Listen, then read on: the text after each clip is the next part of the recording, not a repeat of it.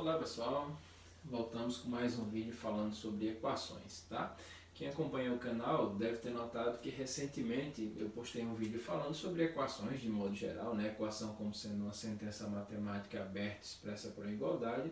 E agora eu resolvi fazer outros vídeos, né? Na realidade são dois vídeos falando especificamente sobre a equação do segundo grau. E eu vou dividir os vídeos da seguinte forma. Nesse eu vou falar sobre a equação incompleta, a equação do segundo grau incompleta. E no próximo, que eu vou fazer logo em seguida, eu vou falar sobre equações do segundo grau completas, tá? Então vamos lá, gente. Relembrando, uma equação do segundo grau é qualquer equação que esteja ou que possa ser escrita nesse formato.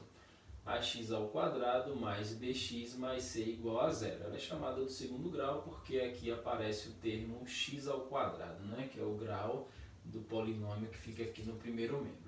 Lembrando que, obrigatoriamente, esse a tem que ser diferente de zero, né? Até porque se ele for igual a zero, esse termo desaparece e ela deixa de ser do segundo grau.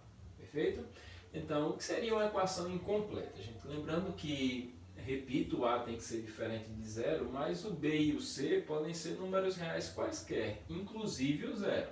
Então, ela vai ser incompleta quando algum desses termos não estiver presente, ou seja, quando b ou c forem iguais a zero. E até mesmo quando ambos forem iguais a zero, ela vai ser incompleta. Então é sobre isso que a gente vai falar nesse vídeo. Então eu vou começar pela situação em que o c é igual a zero. Tá? Então digamos que eu considere c igual a zero. Ele sendo igual a zero, a equação fica restrita a ax ao quadrado mais bx igual a zero. Então, a gente precisa aprender a resolver equações como essa.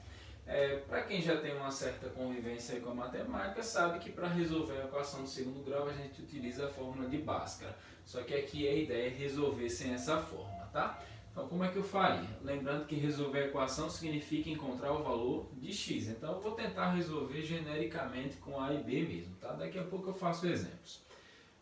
Como eu quero deixar o x sozinho, eu vou começar colocando esse x em evidência. Então, colocando em evidência, nós temos aqui dentro dos parênteses ax, né? Ax ao quadrado dividido por x é ax, e bx dividido por x dá b, igual a zero. Como eu tenho um produto que dá zero, lembrando que aqui é uma multiplicação, alguém tem que ser zero. Então, ou x é igual a zero, ou o ax mais b é igual a zero. Aqui eu já tenho um valor de x e aqui eu tenho uma equação do primeiro grau. Ou seja, ax igual a menos b, x igual a menos b sobre a. Portanto, o conjunto solução de uma equação do segundo grau incompleta, onde o c é igual a zero, ela tem as seguintes raízes, 0 e menos b sobre a. Não tem nenhum problema do a ficar aqui no denominador, porque eu tenho a garantia de que ele não é zero. Tá? Um exemplo, digamos que eu tivesse x ao quadrado menos 5x igual a zero. Eu posso resolver simplesmente usando isso, ou eu posso fazer o procedimento por completo. Coloco o x em evidência, e aí eu fico com x menos 5 igual a zero. Um produto que dá zero, mais uma vez, então x é igual a zero, x menos 5 igual a zero, logo x é igual a 5. Então, o conjunto de solução é 0 e 5. Ok? Então, perceba que tudo se encaixa perfeitamente, né, gente? O zero é sempre uma das raízes. Equações desse formato aqui sempre tem as duas raízes. A gente sabe que a equação do segundo grau pode ter duas, pode ter uma ou pode não ter nenhuma raiz. Mas nessa situação sempre tem duas, uma delas é zero e a outra tem sempre o formato menos b sobre a. Vamos só confirmar se realmente esse 5 tem o formato menos b sobre a. Vamos só conferir. Então, como é que ficaria? Aqui, claramente, o a é 1 e o b é menos 5. Então, se eu utilizasse menos b sobre a, eu teria menos, o b é menos 5, e o a é 1. Portanto, 5 sobre 1, que é o próprio 5. Então, perfeito. Ok? Então, é assim que a gente resolve equações do tipo em que c é igual a zero. Agora, e se o b for igual a zero? Se o b for igual a zero. Como é que a gente procede? O b sendo zero, a equação fica da forma ax ao quadrado mais c igual a zero. Tá? Esse termo aqui desaparece. Então, como é que a gente resolve? Lembrando que eu preciso isolar o x. Então, eu tenho que ax ao quadrado é igual a menos c, x ao quadrado é igual a menos c sobre a. Mais uma vez, falo que esse a não tem problema ficar aqui embaixo, porque ele é diferente de zero. Então, x é igual. Como eu quero tirar esse quadrado daqui, lá vai aparecer uma raiz quadrada, né? Então, mais ou menos raiz quadrada de menos c sobre a. Portanto, o conjunto de solução, se ele existir, tá? Dessa equação, é menos a raiz de menos c sobre a e mais a raiz de menos c sobre a.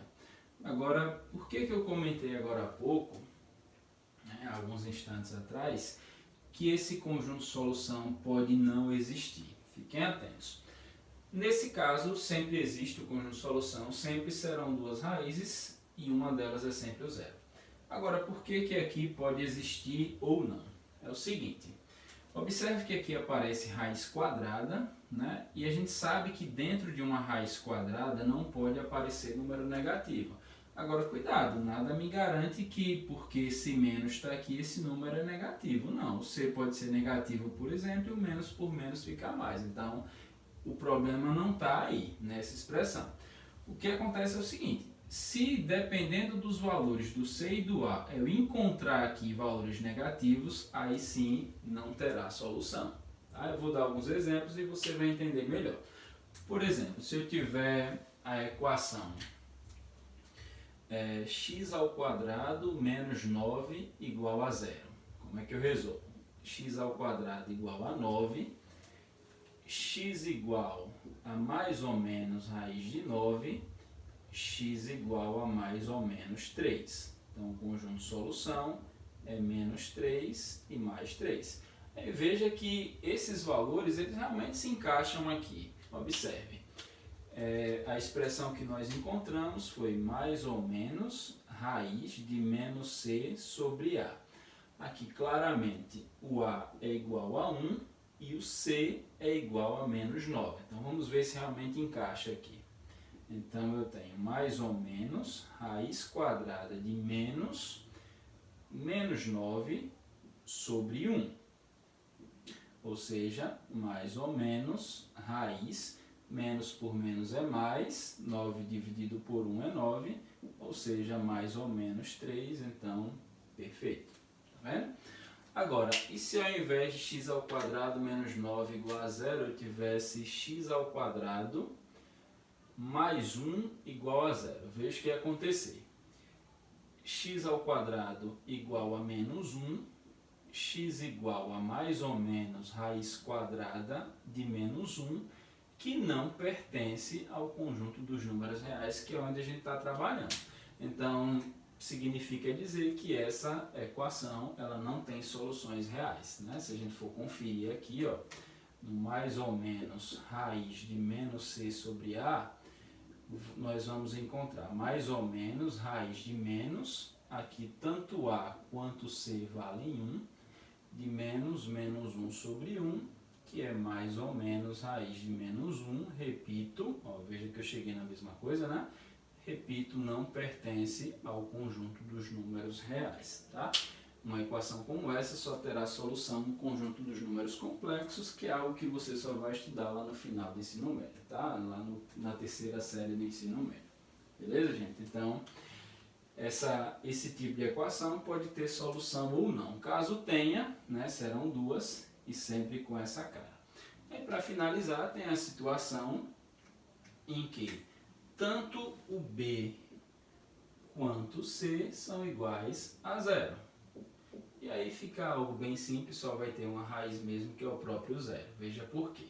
Se tanto b quanto c forem zero, a equação vai ficar restrita a isso. Ax ao quadrado igual a zero, logo x ao quadrado é igual a zero, afinal de contas esse a não pode ser, e aí x igual a mais ou menos raiz de zero, que é o próprio zero, tá? Portanto, o conjunto de solução de uma equação desse tipo só tem uma raiz, que é exatamente o zero. Tá bom, pessoal?